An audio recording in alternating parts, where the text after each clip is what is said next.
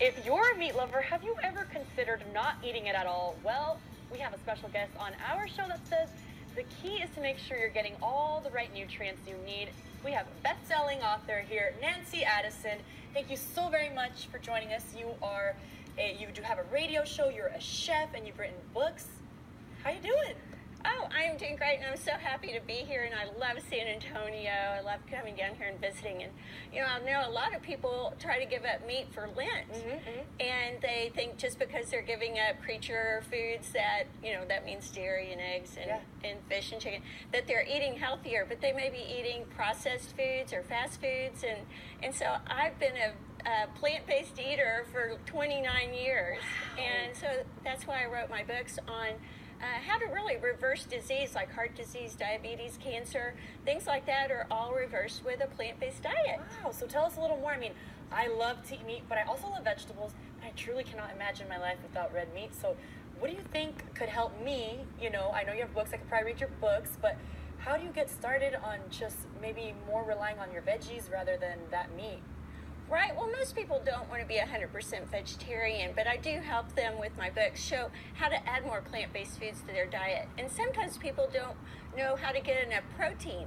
And so things like quinoa or beans, lentils, they're all super great for you and good high protein food, and they help make you feel full and satisfied. But a lot of people think that they're hard to digest and they might create gas or things like that.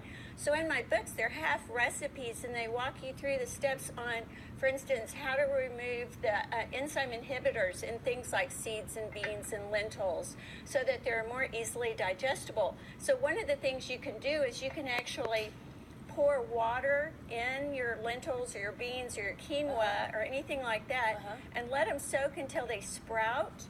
And that will remove the enzyme inhibitors and the phytic acid, which can make it hard to digest. And when you do this, all you do is you soak, depending on the size. The small things can do overnight. Beans may take another couple of days. And then you just pour off the water, and then you can cook them.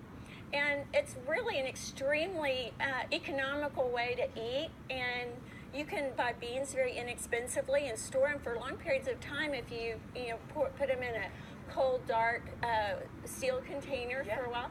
And so it's economical, but also a super healthy way to eat and to reverse disease and just live a healthier lifestyle. That's so neat. I grew up in a Mexican household. My mother cooked refried beans all the time, and I always wondered, my dad even tells me, soak the beans overnight, soak the beans, and that makes sense.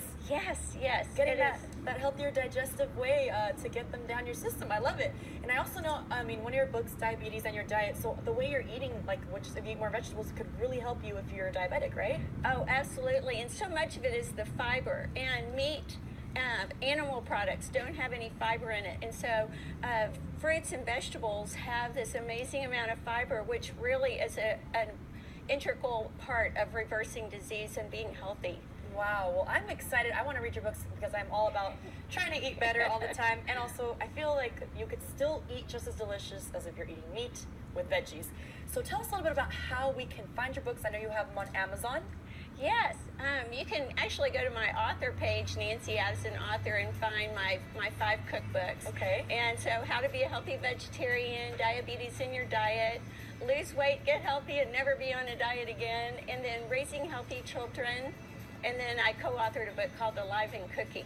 That is wonderful. So you can purchase it on Amazon, How to Be a Healthy Vegetarian, Diabetes and Your Diet. And for more information, you can also call 214-202-9243 and visit organichealthylife.com. And I also know, just a quick freebie here, you have a link for smoothies, right? Yes, and so anybody that clicks on that link can see a video of me demonstrating actually how to make a really healthy breakfast smoothie or something like that. I love it because that's a good way to start your mornings, and we thank you so much for being here, Nancy. You're so welcome. So hopefully we'll get some people to visit your site and get their healthy fit life on. This